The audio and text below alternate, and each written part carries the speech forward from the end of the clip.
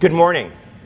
Thank you for having me here at this somewhat strange moment in the conference. If I understand correctly, we're almost at the pre-conference stage. I guess we didn't rate an invitation to the conference proper. But I just want all of you to know, as I prepare to talk to you about the topic, which is assessment and reading, that I really am not confused about my proper role as a pre-conference participant, which to me is kind of like being the piñata at the beginning of a kid's party. A situation where I can stand before you early in the proceedings to create a really fun target for lots of other smarter people to attack over the course of the conference. So I hope you'll take some pleasure and find opportunities in me making cardboard-thin arguments that then can be slashed together apart by my betters in the days to follow. This is particularly my feeling as I stand first before David and Freddie proceed to then criticize, I'm sure, in trenchant ways, several of my more limited ideas and more limited ideas I've espoused. But I wanted to begin. Don't you think the piñata image is a pretty good one? I thought it was just fantastic. Yeah, what fun we could have. And to make that more extreme, I just wanted to let you know that I have something I must do precisely at 11 o'clock. So I don't mean to rudely leave, but a little before 11, I'm going to just have to go out because I have to make a call at 11. Otherwise, the world could end. It's very serious business. But I apologize for that in advance. In developing the Common Core academic standards, there were several conversations with researchers whose spirit will be here soon. It's hard for me to see all the faces in the audience, so I don't see many of them here. But I nonetheless wanted to begin by talking about the debt some of the work of the Common Standards has to the work of many people who represent their work at IRA, to the principle of research and practice that undergirds this very conference, and the reason you've made the catastrophic decision to get up so early in the morning to talk about reading and its foundations in assessment. A really sexy topic for 9 a.m., don't you think? Reading and testing, ooh, that's good. But the most mighty voice in the development of the standards was actually teachers themselves. And so it was super nice and a nice surprise for Barb Kapnis to walk in from NEA. Not now from NEA, now it's Smarter Balanced. Again, going from teaching to assessment, perhaps. But what is less understood than I wish it were is the shaping role that practicing teachers had in the development of the Common Core standards. Let me be very precise, because a general indebtedness is not convincing, so let's get very specific. When Barb and the teachers from NEA first looked at the standards for literacy, it was perhaps the equivalent, you might say, of, you might think I have violent imagery in my mind with the piñata image, but that would be too kind to describe the teachers' reactions to the initial draft. You might think of more like a vomitorium or some other image that could give you the sense of their shared disgust. I say this bluntly and openly because let's remember that for most teachers, and certainly for students, standards have not been a source of aspiration or pride. They have often been felt as an endless list of vague statements, often duplicative, that constrain the best of their work rather than enable the best of their work. And it was really through the work with the team from NEA that we came up with what I dare say and still believe to be a magisterial architecture, which is the 10 anchor standards that you notice in each area, in reading, in writing, in speaking and listening, that then unfold throughout the grades. This was a real breakthrough in standards design because it has lots of effects. It first of all allows you to begin by envisaging what you are aiming for. It secondly allows a teacher in the 4th grade to look forward and back with great ease at the standard level at the incipient and fully realized qualities that are being insisted upon. It will, as David Pearson will warn us, rely on progressions. In other words, a very difficult thing about reading in particular is understanding its progress is a dicey thing. But I want to reassure everyone that as you look at the progressions within the standards, there is again architecturally a binding that I want to make very clear to you. Please think of standards 1 and 10 in reading as core columns that hold together the progression in reading. That is, Standard 1 is your command of evidence when reading. Standard 10 is the level of complexity of the text or text that you are examining. If I may, I think our safest language to anchor the discussion of standards in progress is the growing command of evidence across increasingly complex sources.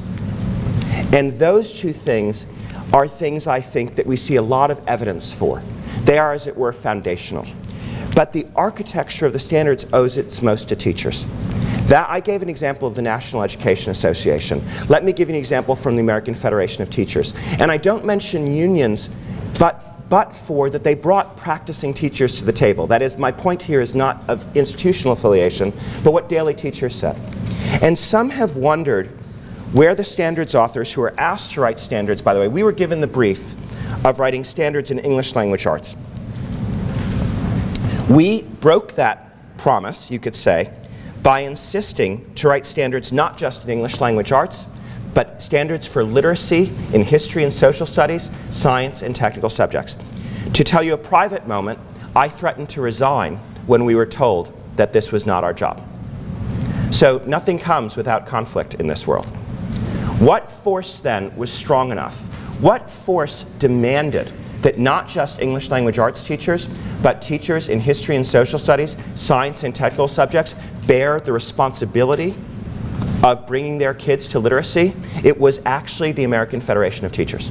Those teachers said they would not sign on to a body of standards that once again isolated the English language arts teacher with the false promise that she or he alone could bring students to advanced literacy.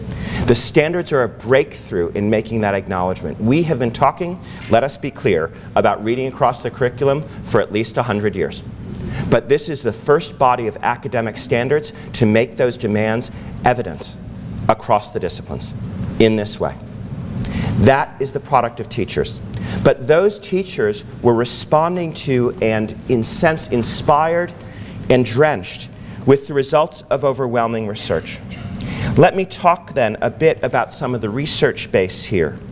The great Tim Shanahan and his wife Cindy, together with figures like David Pearson himself, these scholars and others. The great Carol, who attended an African-American woman from Chicago, I'm forgetting her last name, David. Will you remember for me? Carol Lee. These scholars trenchantly argued for years that if we, from the earliest grades, did not take reading in science and reading in history and reading about the arts seriously, about building knowledge as the precondition of all reading, as well as the only thing that would give us depth within those disciplines, not only in later grades, but in early grades, these scholars insisted, and their will was enacted in these standards. That is, the standards for literacy, as you'll notice, in history and technical subjects, are not precisely the same. They share the anchor standards, but they then develop and respond to the particular discipline-based demands of reading in those disciplines. But we could not have done that work had not so much productive research been done, led by these scholars, on what reading looks like in the different disciplines. We followed their research.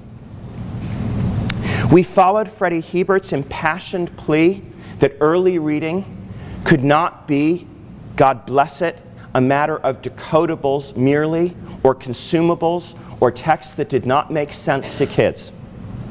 She insisted that the Common Core standards in early grades from the earliest years celebrated, both in directly reading and in speaking and listening and talking about text, high-quality texts that open up reading at its most profound and powerful, whether it's through classic stories or informational texts that inform students about the world.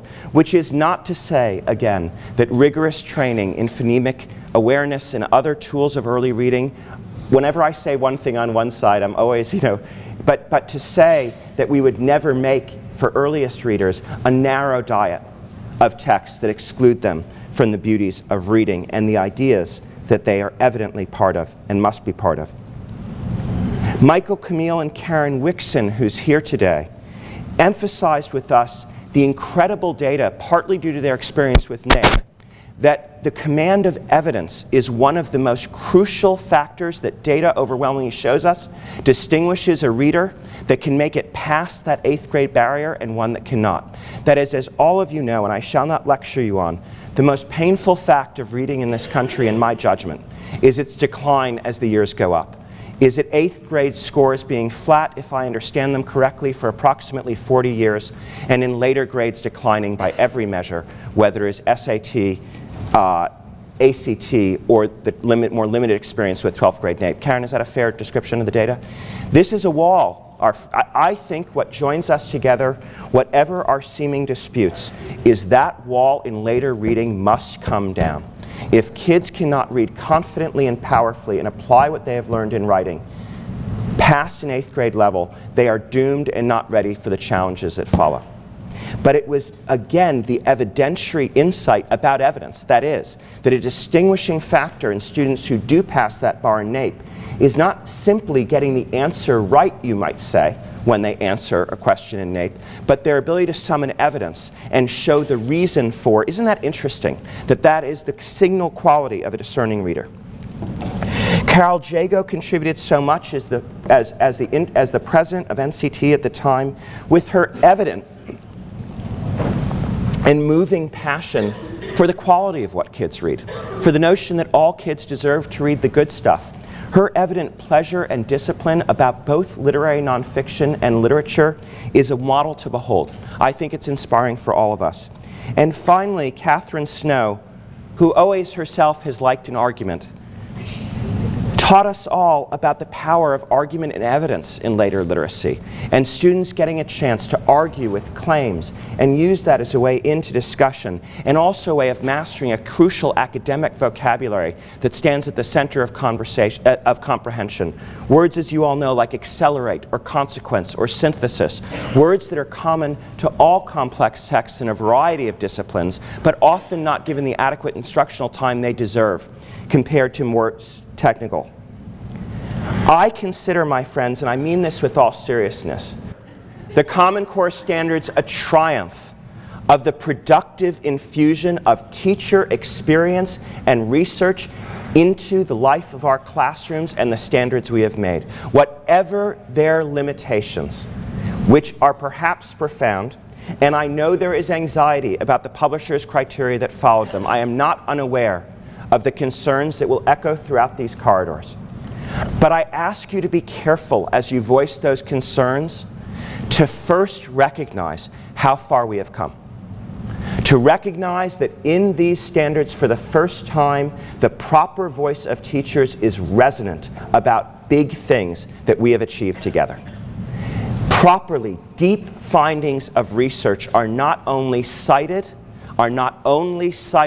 but resonant in the design, as they must be, but to penetrate the work of teachers and students and assessment.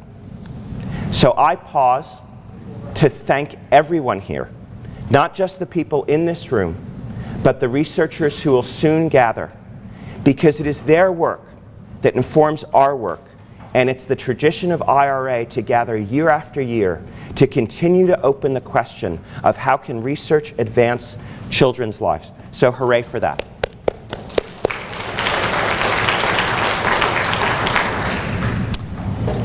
As I said, I'm aware of critics and anxiety, so I'm going to return to some of those concerns because I don't want to dodge them here.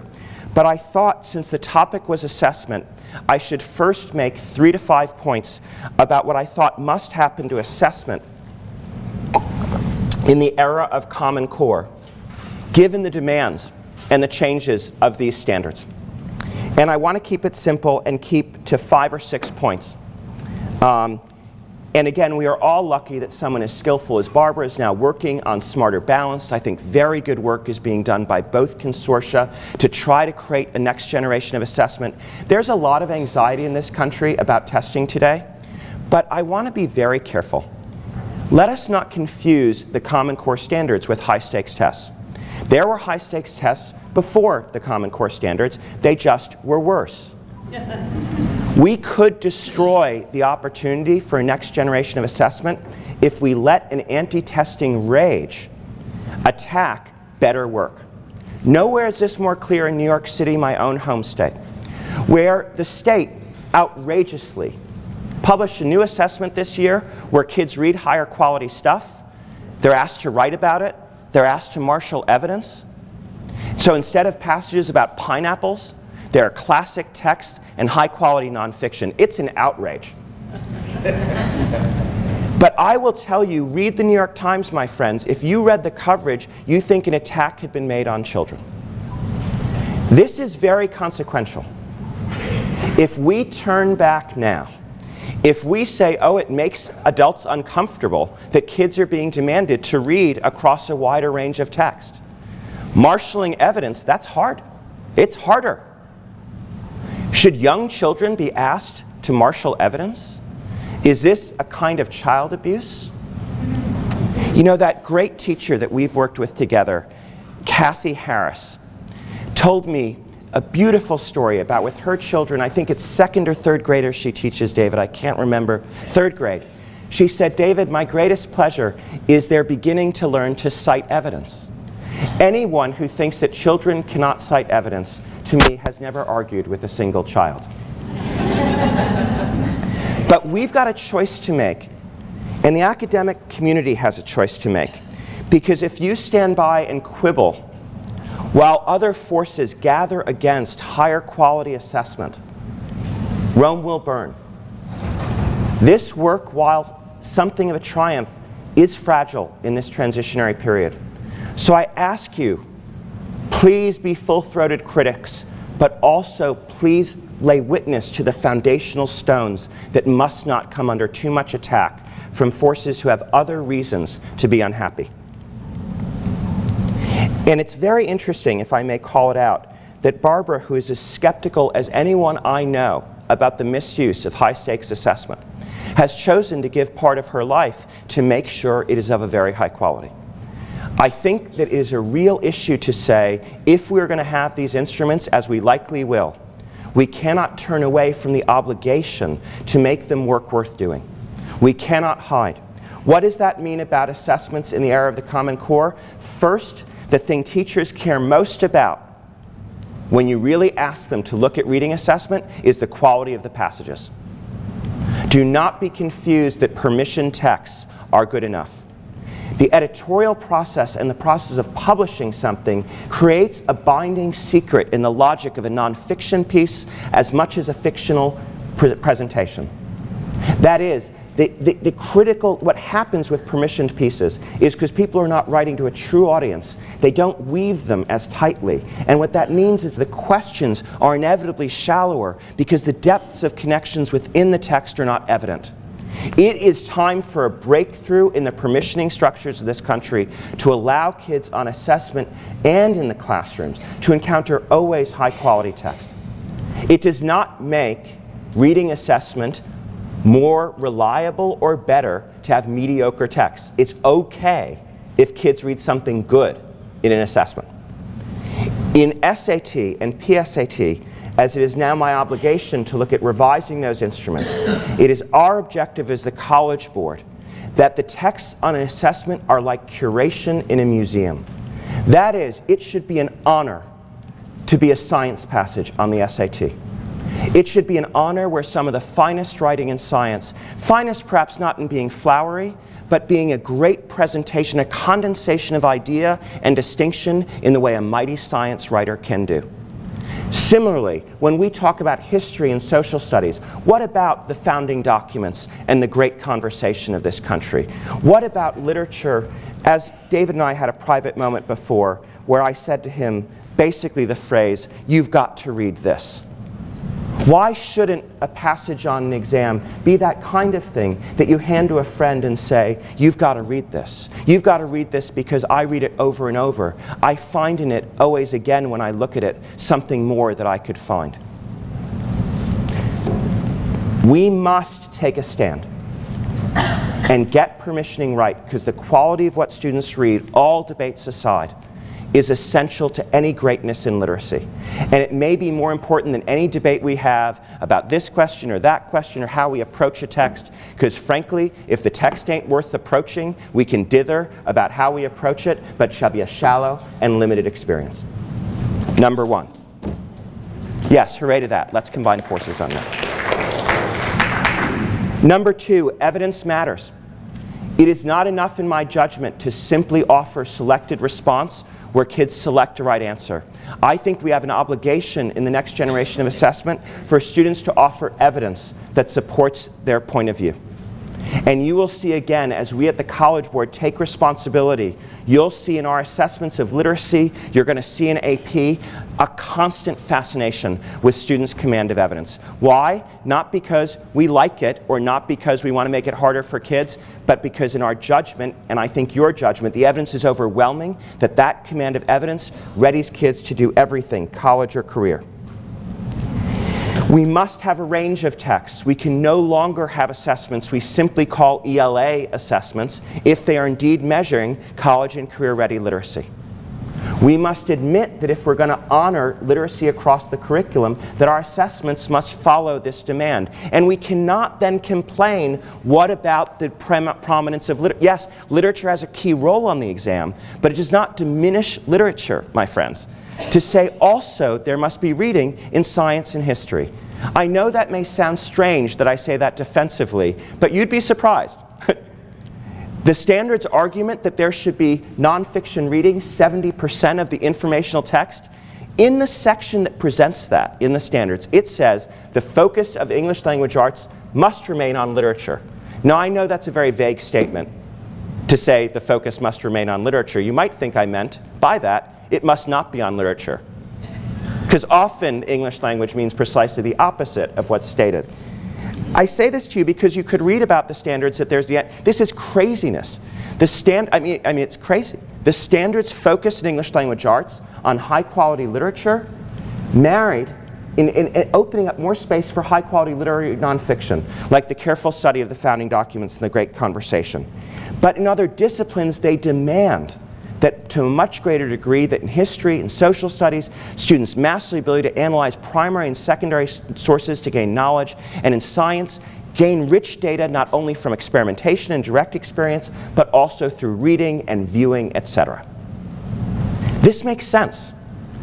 We can't allow fanaticism and distortion to allow us to step back from a broader view of literacy, which all kids need. And I say that as someone who happens to have a second bachelor's degree in English literature. My love of English literature is deep, but I equally love that our kids must also be able to read a social science article. They must be able to read technical documents. We no longer can call literacy merely the narrowly verbal. The interaction of data and text is equally a beautiful source of insight. There's no reason to create a trade-off here. A broadly literate person rather than a narrowly literate person is a beautiful one to observe and must be seen in assessment. That means in writing on assessment, there must be source material. Often, not always, there should also be room for narrative writing without sources. But let me, again, just to take it on the chin here, tell you a little story about the SAT.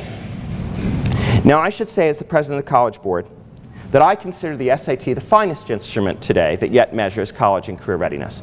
And people find it strange that I dare, as the College Board president, to criticize what is seen as our flagship instrument. But I hope none of you thought that when I got a big job, it would remove my claws or my daring. So let's talk about SAT writing. It was a great advance that the SAT added writing and honored writing as part of the essential work that all kids do. But when it did so, the way it constructed it is that you write an essay, particularly an opinion piece usually, but you're given no source material or outside evidence. So a friend of mine tutors in Hong Kong, and her kids asked her, what do I do? Where do I get the examples from? And you know that it's not graded or scored on the veracity or precision of those examples. So she said, it's the American way. You make them up. Now, I know creativity is important in the 21st century, but I'm not sure this is the kind of creativity we most want to foster in our kids. So an assessment designed for NAEP, for SAT, for these flagship assessments, for the consortia assessments, we have to look more carefully about can we give source material to kids sometimes when they're writing so that the values of precision and evidentiary command are present in writing. Finally, we might dare in the next generation of assessment to think about content. And I will say this as a disputable but debatable thing, but I mean this. If we think all children in this country are heir to the founding documents and the Great Conversation, and they should be able to read them so they can be powerful citizens and engage fully in the civic life of this country, then we might think about requiring them. The Common Core standards do. Do we dare in assessment terms? Do we dare in reading assessment, which has always been content neutral, begin to say there's some domain, like the progression of that knowledge about these you know what I mean by the Great Conversation, Lincoln, King, the President's recent inaugural address was entirely a meditation on the first words of the Declaration of Independence. All of us know that these documents are rich and powerful, commanding, and that without them, kids don't have a passport to much of their future. So is it time to take a stand? That there are some things that are worthy of special attention, worthy of privileging? I ask you that question. Finally, I'd like to just talk about a few sources of tension, now that I've talked to you a little bit about what I think a good assessment system would look like. The first is a process point. I feel that after the aftermath of the standards, Sue Pimentel and I and others made a choice to publish something additional called the Publisher's Criteria. I want to acknowledge this has caused great tension and has hurt some of the great friendships, and not friendships, but the kind of easier collaboration we had. It caused tension, to be simple. I hope our friendships are fully intact, but it did cause tension. I just want, as a process point, everyone, if they talk about the Publisher's Criteria, to please, please quote the most recent version. Because we were in receipt of a lot of feedback. And I think the existing version is far stronger, is much more careful.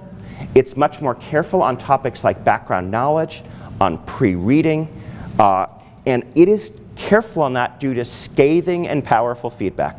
But please use the most current version. Please use the most current version for instructional purposes, for evaluating curriculum, and please use it as you are looking at it. The second point I thought I should briefly address, and I'm running out of time, so I'll speed up a little bit, is I know that my great colleague over here, David, from whom I've learned so much, is frustrated that one of his students can't get the Kinchian model of comprehension. I sometimes wonder whether David really wants to pull me aside and say, Schmuck, don't you get that knowledge and background knowledge is one of the key components of reading anything? And did you somehow like miss that in all your study? I'll only say this. I want to be careful that David and I don't have, because it's so easy to, a kind of exaggerated dispute on this, and I just want to own that is probably some of my more incendiary language, if anyone is at fault, in creating an exaggerated dispute. The reason has been, the reason I meant to provoke such a dispute is I've prompted a lot of tension about the amount of knowledge kids are often spoken to or given in pre-reading before they read a text. So in my endeavor to clear some of that away, it may be, and probably is true, that I made statements about knowledge that were less careful than they should have been. But just for fun, my friend David Lieben wrote Walter, because I thought if we're going to discuss Walter Kinch, we have to bring the great man in at some point. So I'll just read to you the letter that he wrote back to David Lieben, who happens to share my name, so at least he can be, Dear David. The question of how much background information should be provided to readers is certainly an important one, and I wish I had a good answer. Isn't it wonderful that someone so bright is so humble? I agree with your intuition that we probably do too much, which can destroy the freshness and newness of a text and deprive the reader from the pleasure of discovering the information on his or her own. On the other hand, just how much background knowledge should be provided for optimal performance is unknown, and given the widely divergent knowledge and skill levels of the readers, probably has a solution only at the individual level. So in practice, one probably should be a minimalist, helping out only when clearly necessary. I'm hoping this can provide common ground. I'm hoping, past statements aside, that what I'm trying to say is this. Previewing texts, pre-activities, let's just be very careful that we don't, in indulging in those activities, rob the text as the source of information and pleasure and excitement, whether we're in science or whether we're in fiction. And we should just keep talking about this. Tim Shanahan has had a great debate on this in his blog and talked about a kind of more focused attempt to elicit interest in the text. There clearly are ways that all teachers are interacting with kids' background knowledge. I really do profoundly understand this. So know that I'm really making a point about the dominance in certain instructional materials and certain classroom environments of a level of previewing that can be fatal. And Professor Kinch, I think, sees a similar dynamic. So if I've been reckless, let me be corrected. But I really want to say I kind of at least get the gist. And I should have been more careful. The second thing I want to say is, let's be careful about talking about motivation. And here I'm going to have a slight quibble with my great friend Freddie, who I think sometimes is on both sides of this subject. Freddie often writes perfectly, in my judgment, and wonderfully about challenging kids with richer texts and more exciting, that open up young minds. But I see sometimes a line, and not particularly what I've seen in her paper, but sometimes in things, something that Catherine Snow has just showed me, where it's assumed that close reading and particularly careful study of complex text, that somehow that is linked to boredom or a lack of motivation. That the source of excitement in reading is making other connections or getting out of that. Now, I want to just say, I perhaps overemphasize sometimes the careful reading of text, and should talk, as Barbara's warned me, more about the pleasures of wide-ranging research and making connections and multiple text. And I hear that criticism. But please, please let's be careful of assuming that in-depth, sustained encounter with something difficult cannot be a sort of great and earned pleasure, like skating or practicing a sport. We must be careful in how we talk about children because of the encounters we'll give them. And finally, I would say this. I think the great next chapter of our discussion should get to the level of texts and questions rather than theory. I think what this country needs for assessment and to heal reading is great texts of a range of cultures. I don't mean great here by canon, I mean high quality, worth reading, in science and history, and terrific questions about them. And then we can debate about which questions are really worth asking. Because I think if we were to ask each other, should we ask of Lincoln's Gettysburg Address, how does the word dedicate unfold in that speech, in that short speech when he uses it 6 times, we would all be very interested. We would never say that's a narrow, right there question. We can look at how the role in chapter 1 of Huckleberry Finn. What is the role Tom plays? Now that question lies within the text. But it's a wonderful question that unfolds so much. There are terrible questions too.